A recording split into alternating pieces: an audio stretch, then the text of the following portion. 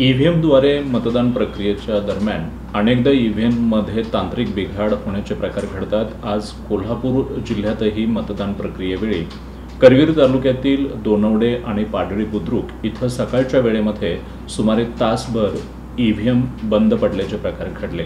काही वेळापूर्वी शिरोळ तालुक्यातील आलास इथं सुद्धा ईव्हीएममध्ये तांत्रिक बिघाड झाल्यामुळे मतदान प्रक्रिया काही वेळासाठी थांबली। ईव्हीएममधल्या या बिघाडांबरोबरच करवीर तालुक्यातील सांगरूळ इथल्या प्राथमिक शाळेतील मतदान केंद्राच्या ठिकाणी एक वेगळाच प्रकार बघायला मिळाला।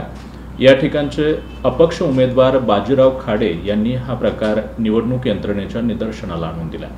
बाजीराव खाडे ज्या मतदान केंद्राच्या ठिकाणी मतदान करण्यासाठी गेले होते त्या ठिकाणच्या बॅलेट युनिटमध्ये त्यांचं नाव, त्यांचं छायाचित्र आणि त्यांचं चिन्ह हे एका रेषेत नसल्याचं त्यांना आढळून आलं। नाव, छायाचित्र आणि चिन्ह याच्या समोर बटन असायला हवं होतं, परंतु ते बटन काहीसं वर असल्याचं खाडे यांच्या निदर्शनाला आलं।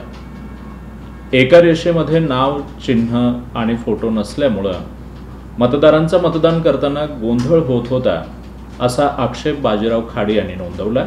खाडे यांच्या या आक्षेपानंतर हे बॅलेट युनिट बदलण्यात आल्याचं समजतंय।